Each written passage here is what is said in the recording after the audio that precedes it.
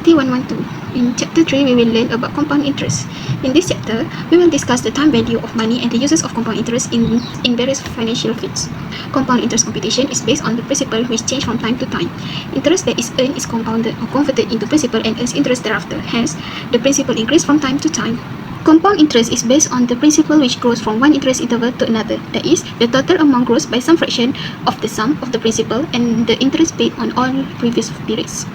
The compound amount function is an exponential function. Here is the formula that we can use for this chapter. In the first question, we have a situation which is Hakim he hopes to open his own cafe in 5 years and now he has RM20,000. He chose to invest all of his money into an investment scheme with two banks to be considered, which is first bank is YOU Bank that offered him 6.89% of interest compounded quarterly, and the second bank is My Bank that offered him 6.8% of interest compounded monthly. For the first question, for each bank, how much money will Hakim have in his investment account after 5 years? The first thing we have to do is list down all the information given in the question and wrote down the formula that we will use, which is S equal to P in bracket 1 plus I to the power of N, and then we just have to substitute all the information given into the formula.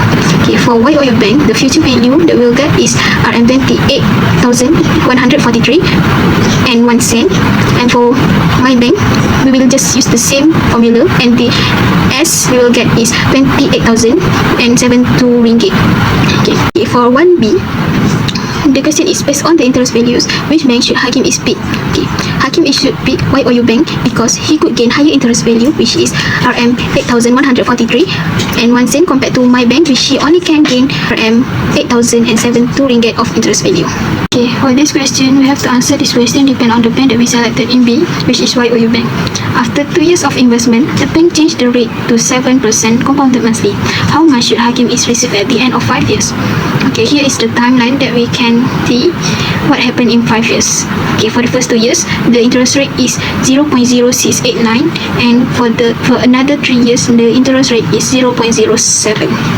Okay, we will just have to use the same formula, which is S equal to P in bracket 1 plus I to the power of N, and we just have to substitute the information given into the formula.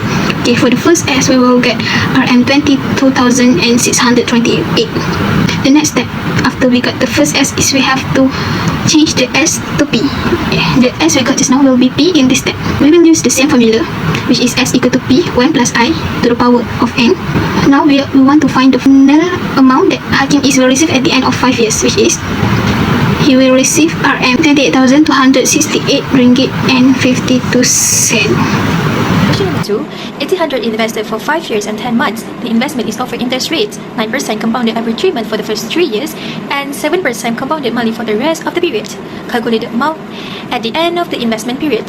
How much interest was earned? So I already separate for the 5 years and 10 months. So at the first 3 years, we got our N is 12, our R is 0.09, and the balance of the year which is 2 years and 10 months, I got our N was 34 and R is 0.07. So we will use formula of compound interest for the first 3 years. So the formula of compound interest is S equal to P multiplied by 1 plus I powered by N. So our S equal to 800 multiplied by 1 plus 0.09 over 4. Powered by 12. So at the end of the answer, we got 1,044 ringgit and 84 cents. So for the next time, which is 2 years and 10 months, we will use the same formula too. So S equal to 1,044 ringgit and 84 cents multiplied by 1 plus 0.07 over 12 powered by 34. So the final answer we get is S equal to 1,273 ringgit and 31 cents. Next, we'll find for the interest in, which is I equal to S minus P. So we get I is 800 equal to 1,273 ringgit and 31 cents minus by P. So the final answer we get is 473 ringgit and 31 cents. Question 3. The sum of loan X was deposited in a savings account with interest 6% monthly on 1st June 2017. On 1st September 2020, RM500 was withdrawn and balance as of 1st April 2024 was RM6,464.40 cents. Find the value of X. For the first step, you should list all the information that is given by the question itself. Next, you draw out your timeline to understand the situation better. This is how it will look like. Next, you identify which formula to use, which in this situation is S equals to P, 1 plus I to the power of N. Once you substitute all the information that you receive into this formula, you will get the final answer as 5,716.60 cents. Next, you turn the value of P that you just received earlier, turn it to the value of S. Once you substitute all the new information received into the same formula as before, you will get X equals to Rm 4,706.10 cents.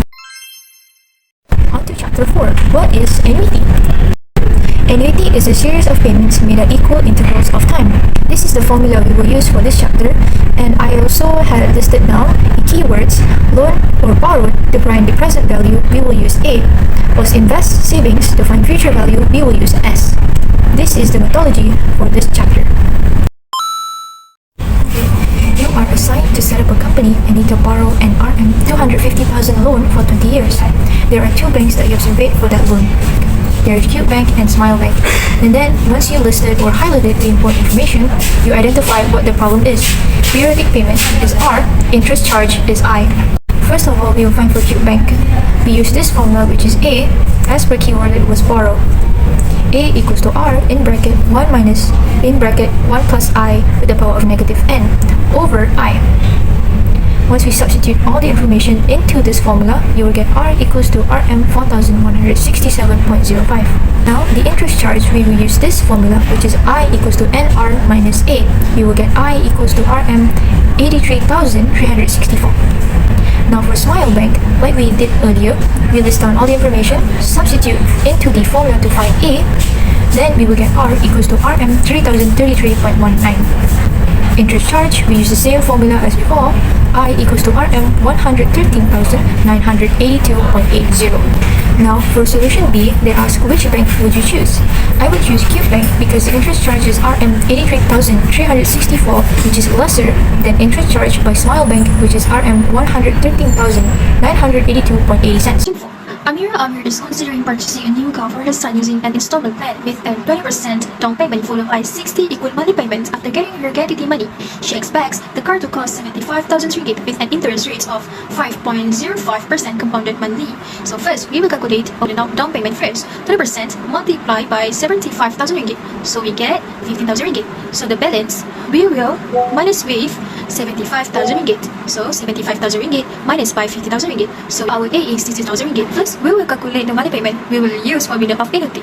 So like before, A we get 60,000 equal to R open bracket 1 minus open bracket 1 plus 0.0505 over by 12 powered by negative 60 over by 0.0505 over by 12.